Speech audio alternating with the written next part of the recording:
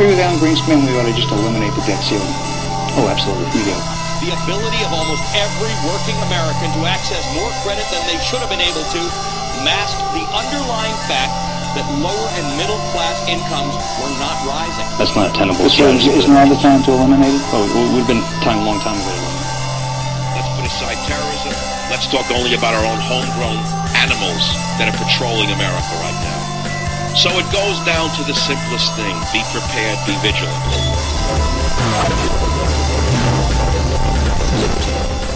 Thought we'd get together and do a little something for Father's Day. Why not, right? What the heck? Listen, there is no news. As far as I'm concerned, it's Father's Day weekend. There is no news. You are the news. You are the news. So make the story a great one. Because you're the father and you have the power to do that, right? Let me give a shout out to Tactical Dads, the Tactical Dads. Great guy over there, Matt Cochran, running that place. I started hanging out with another dads group lately. I want to say it's the Dad Edge on Facebook, another Facebook group. But the Tactical Dads has been going strong, and I've been hanging with those guys for a while. It's a good group. If you're looking to get around some people who are doing it in a thoughtful way, trying to take what it means to be a father to the next level.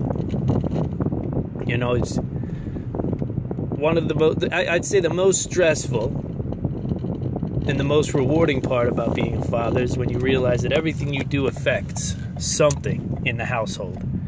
Everything you do, and most importantly, everything you don't do, affects what happens in that house of yours. What happens with those kids of yours. What happens with that wife of yours. So I thought we'd gather together here on these hallowed grounds of the I Am Liberty show on Father's Day to talk about that. Talk about fathers. Being a father, fatherhood, what it is. You know, how it's changed. I mean, I can't tell you how much it's changed to be a father today. You know, some men they're just trying to be a good father in a world that doesn't want them to be a good father. Man, the struggle is real.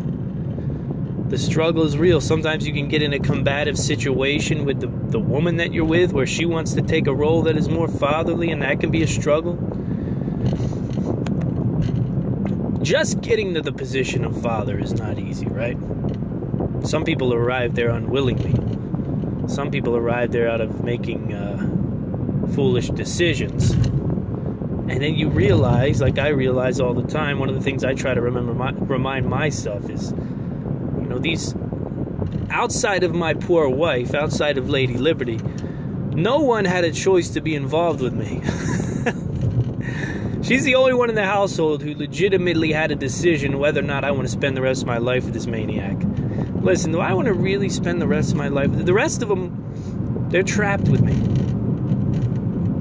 Because we made a decision to have it that way, right? The dogs, the kids. And as far as we're concerned, we're parents to all of them, so it doesn't really matter. You know, it doesn't really matter much how we look at it. But that's an important thing to remember when your kids are driving you up a wall. Driving you, why won't you do this? Why won't you do that? Why do you keep doing this? Why do you keep doing that? Well, do your best. They don't have to be here. You got to remember that. It's one key thing about being a father. You could say, well, I gave him the gift of life, and there's some truth to that too. Life is a mean motherfucker. But outside of that, you have to realize they didn't have a choice in this matter. They're here. They're here, and it's now your responsibility to give them everything you can give them, man. And I don't mean material. Material don't do jack. I've found that out. I found that out in 6 years of being a father, right? Material don't do jack. You can buy kids everything they ever wanted. There's no happiness in it. You can see it in a 6-year-old. I can see it in my own son. You know what I mean? The difference between his attitude and his demeanor when we go on one of these binge sessions on toys or on video games, you know, it's nothing crazy. It's not like we go spend thousands of dollars, but there's, you know, it just happens. Those weekends happen where it's like Friday night, we hit the toy store because it's nearby wherever else we were going. Let's go walk around there. Saturday, we buy a new game because it's on sale. Sunday, we buy something else. And you can see by Sunday night, what happens is, okay, what do I want next? Mentality takes over. All right, I got something Friday, I got something Saturday, I got something Sunday. What am I getting Monday? In comparison to, wake up early, let's hit the pond tomorrow. That's what I want to do for Father's Day. I want to open my day up at the pond with Carter, catching bluegills on bobbers. That's what I want to do. And when you have a day like that, man, do you see a different kind of child. You really do. You know, he's not looking at an experience like that the same way that he looks at a plastic package with something inside. Let me take this package off, see what's inside, play with it, throw it on the floor, pick it up, smash it around, and then, oh, you know what? I'm kind of bored of this now. What's next? You know, one of those big experiences, like hitting a pond in June. Do you know what is happening in ponds right now? The only reason I know what's happening in ponds, the only reason I'm so excited to get to a pond this time of year is because of my own father. My own father unveiled something on me. I mean, he did a lot of things, right? Dad did a lot of things. He worked his ass off. He taught me a lot of things. You know, he taught me a lot of things, you know, he showed me a lot of good and a lot of bad. That's the honest to God's truth, and I'm sure he would agree with it. But the one thing that Dad taught me that has changed everything for me is how to fall in love with the fishing rod. How to fall in love with the fly rod and the fly vise. How to tie your own flies. How to take these God-given land and water formations, man, and just dissolve into them. That's what he used to say. He used to say that he still says it. He's not dead or anything. But that's what he used to say when I was young and we were in the creek together. He would say, you just dissolve into it. Your problems, they just wash downstream when you're standing in the creek fly fishing for trout. Fishing is such a massive part of my life. I mean, it's almost like cooking in a way. You know, one of the biggest and most important skills any person can learn, and they should learn it as early as possible, is how to cook. How to cook and how to cook everything. Learn how to cook everything. The power that's unleashed when you can cook and you can cook anything is unbelievable. You can take control of your health. You can take control of your nutrition. You can also take control of you know, your pleasure. I want to eat a lobster drawn butter tonight. That's what I want. I can do that. If you know how to cook, you've got a lot of power. If you know how to fish, it's like that too, because there's bodies of water everywhere. There's a reason to be excited every season. You can fish the ocean, you can fish the freshwater, creeks, ponds, lakes, rivers. It doesn't matter. And 90% of my relationship with Dad was built on the creeks. It was built on the creeks. It was built on the creeks of southeastern Pennsylvania. And it was this idea that Friday night into Saturday, or Saturday night into Sunday, Dad's going to come shake me. He's going to shake me awake, probably around about 5:36 a.m. And all through my life, I made one decision over and over and over and over and over and over and over. I'm talking every weekend. Every weekend from about early March to early November. You want to go? I'm going. You'd shake me. I'm going. You want to get out? You want to get out and do some fishing? And every weekend was the same thing. Hell yes. Let me get up, get dressed, head out, get some breakfast, scrapple and egg sandwich. I loved it. We used to eat these scrapple and egg sandwiches at the 7-Eleven. 7-Eleven, Wawa. Those places. We didn't go and sit down and eat very often. We got sandwich and got on the water. And then the fun began. I'd watch Dad. I'd learn from Dad. I'd catch fish. He'd watch me. And after years and years and years of that, it's just, you see it, you get on a body of water. I'm particularly good at freshwater fishing. You get on a body of water and it's like I could see things. I'm like Neo. I see the rock. I see the way the water's. All of this is from that. You've got to understand what that means, because some of you out there might be listening saying, yeah, I can relate. Some of you out there might be listening saying, I can't relate. I didn't have that relationship with that. But more importantly, there's people out there listening who need to be able to say, fathers in particular, that need to be able to say, oh, I can do that. I can do that same thing with my son. I can do that same thing with my daughter. Your time is everything.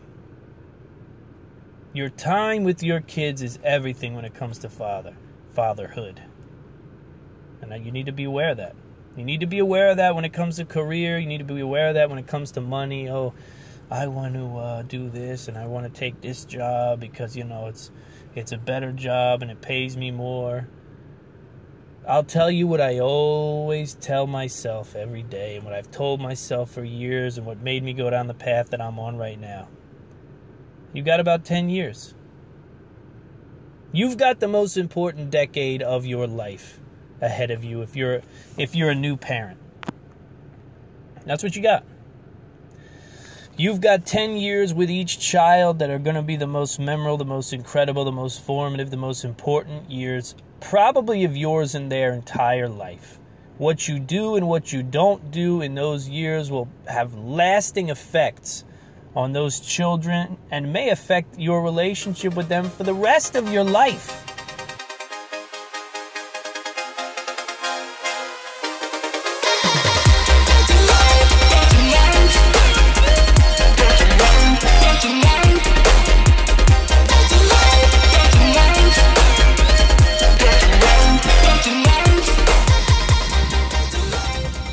Look, I don't want to take up too much of your time. We're going to keep this thing pretty short and pretty to the point. But I thought it was important to get out there and say Happy Father's Day to the fathers out there who are doing it right, doing it, it's not easy. If you're doing it right, it's not easy, right? It's this incredible opportunity, but at the same time, let's be honest, it can be a serious struggle. It can be burdensome. Right, but you have all the opportunity in the world to turn something out, to make your kids really your greatest project of all. Shouldn't that be your greatest legacy? Right? Should your greatest legacy be how much money you made or what sort of whatever you created? No, I have to imagine if you have children, that should be your greatest legacy, right? What I did with those people closest to me, who I brought up from. You're not going to get another opportunity, another experiment like your children, and that's exactly what children are. Sorry if you're listening, kids. But you're all basically experiments, and hopefully you've got some good people at the helm of your experiment. What else do we want to talk about on this Father's Day special edition? Short fire cast of the I Am Liberty show. Listen, check out the MHA Bushcrafter. MHA Bushcrafter over at Amazon. You can check it out on my website. They're a sponsor of the show. It's a great little survival kit, something you probably should have bought your own father if you're listening. Just kidding. No, but check them out. They sponsor the show. They support what we do. And we're ever grateful to our sponsors. I mean, that's how it goes. Would you like to talk about the ascension of a man? How about we close on that? How about we close on the ascension? I've talked about this before on my show, and I think it's an important topic, especially because we've got old fathers listening. We've got young fathers listening. We've got new fathers listening. We've probably got people who wish they were better fathers listening.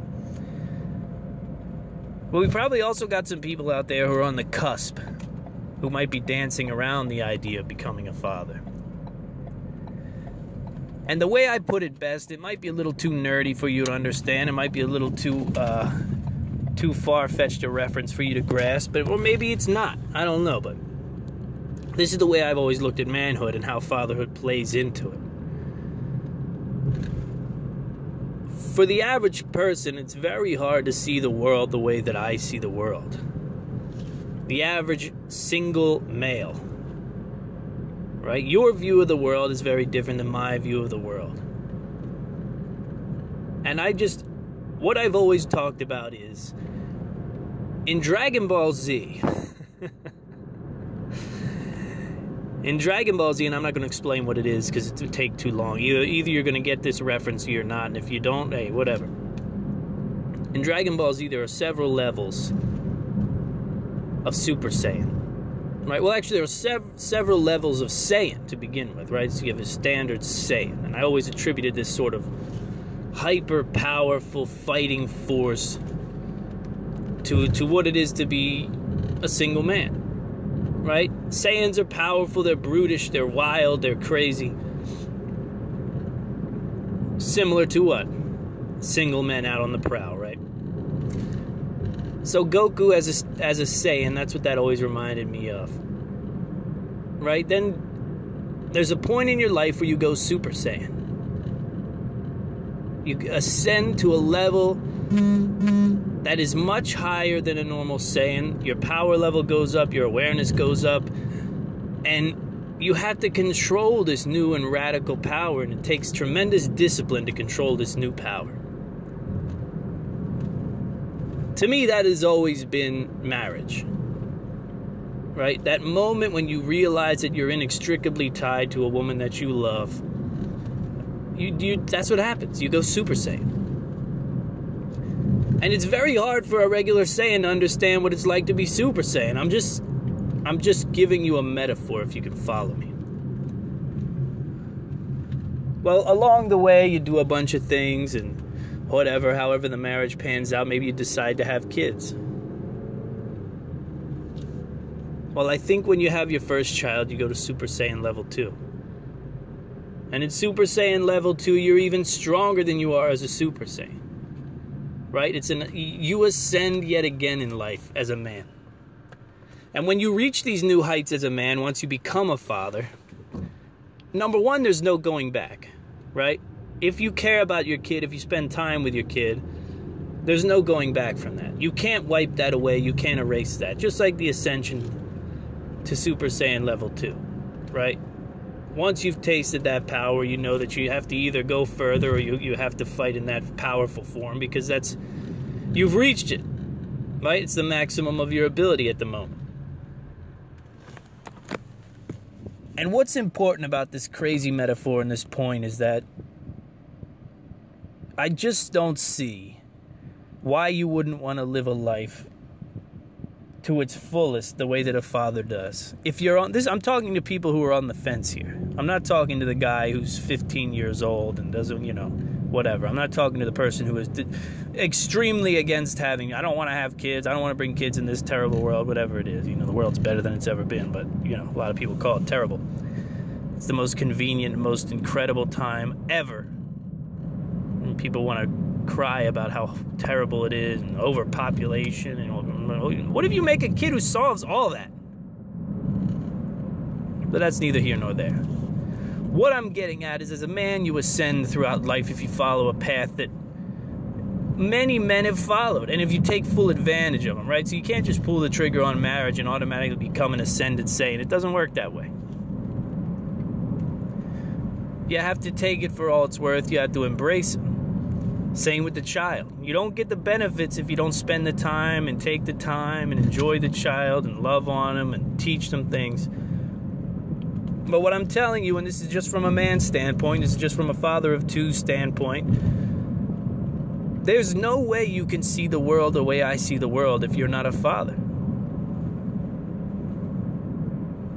Period. I know that's an argumentative statement, right? That's a statement that people are probably going to say, oh, this guy's an asshole. What do you mean you can't see the world? I'm smart. I went to college. I know about finance. Well, whatever. All I'm telling you is, the way I see the world, the way I discern threats, the way I look at this thing and how it could go, the way I look at the future, the way I look at the present, the way I look at this whole thing, this whole experience, I feel like I'm getting more out of the input. I'm getting more out of the experience, and that has to do with the fact that I'm engaged. I'm completely engaged in what I can be as a man, right? I have the opportunity, just like you do, to latch on to a woman and to give her the best life she could have, right? Isn't that what you want to do as a husband? Don't you want to take every opportunity to make your wife's life better than she could imagine? Now, of course, there's those times and you just want to scream at her. And that's part of it. But for the most part, don't you want that to be your MO? Same thing with kids. You want to bring something into this world. You want to teach it everything that you know in such a way that it's one day can even teach you things that you don't know. And the culmination of all that could be that you create a good person who does great things and balances the scales against evil and the absolute army of shitty people who are out there. If you want to maximize who and what you are as a man, I'm sorry, I think that there's one clear path to do that. A lot of people can find other ways to do it, but listen, a lot of people are also bored and hanging themselves. And I think a lot of that has to do with the fact that we're not taking our nutrition as seriously as we should. We're not taking our fitness as seriously as we should, our careers. And we're not optimizing ourselves as men by making a commitment to a woman. Don't live with a woman for 40 years. Don't live with a woman for 50 years and tell her that marriage is just a piece of paper. No, you marry the girl, and then you make some beautiful babies. And you give it your best shot and you roll the dice. All right? Listen, Dada, Mr. Walton, I just want to say, Dad, I know it's not been easy all the time. I know there are things out there that I regret, things that you regret, things that everyone regrets, right? But you made me, man. You made me, and you made this part of me, and it's still a joy to talk to you. I hope I got many more years to talk to you, Dad, and I don't even know if you'll listen to this podcast. Hopefully you do. Either way, happy Father's Day, old man.